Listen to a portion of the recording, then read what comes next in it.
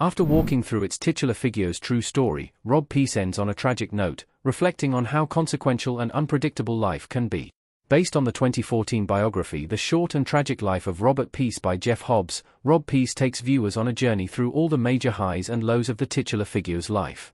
From his early childhood experience that inspired him to study the law to his journey after getting a prestigious education at Yale, the movie gives a glimpse into many segments of his timeline before revealing how things eventually ended for him.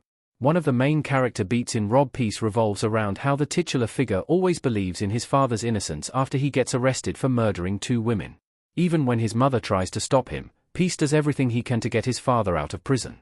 Another major storyline unfolds in Rob Peace's true story portrayal when the character dips his feet into the criminal world, hoping to earn a quick buck but promising not to look back at his life of crime again.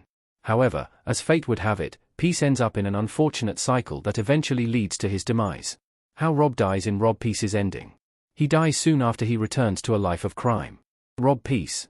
Early on in the movie, Rob Peace only decided to sell drugs to earn money to be able to help with his father's cancer treatment. Once he had gathered enough funds to help his father, he backed off from his criminal life even though many believed he never would. After he graduated from university, things initially went well as he strived to make his neighborhood a better place. However, he was forced to return to his old lifestyle when 2008's global economic collapse chipped away at the life he had built for himself over the years.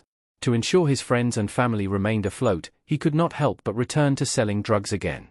The movie highlights that Rob's decision was less under his control and had more to do with the overwhelming pressures of his circumstances and the flawed system he grew up in.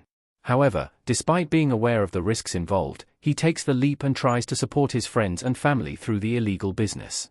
Things go downhill when his peddler, Kamar, tries to protect himself by leading rival gangs to his supplier, Rob. When Kamar shows up at Curtis' place, Rob does not suspect any ill intentions and steps out without a gun. To his dismay, he gets shot moments after he leaves the house, which marks the end of his journey. As the movie's credits start rolling, it becomes evident that the titular figure was robbed of the potential he had to make a meaningful impact on his community and in the field of science. His untimely demise serves as a reminder of how both personal and societal circumstances can often shape one's life in ways one has little to no control over. Why Rob rethinks his father's innocence after initially helping him. His mother makes him question how he sees his father. When Rob's father first gets arrested for murdering 2 women, Rob is too young to do anything about it.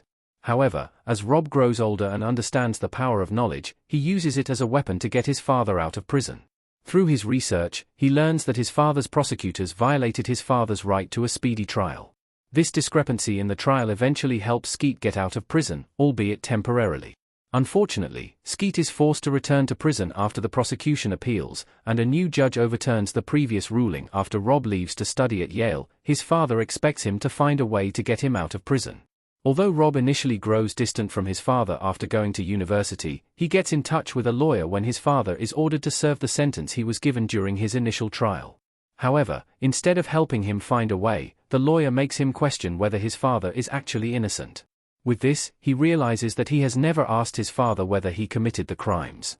Despite trusting his father, Rob grows increasingly conflicted when the lawyer suggests there is not enough evidence to prove his father's innocence. He becomes even more doubtful when he talks to his mother about it, and she reveals Skeet had previously been violent with her. While Rob still struggles to believe his father committed the murders, he begins to question the narrative he held on to for so long. Did Skeet Douglas actually commit the murders?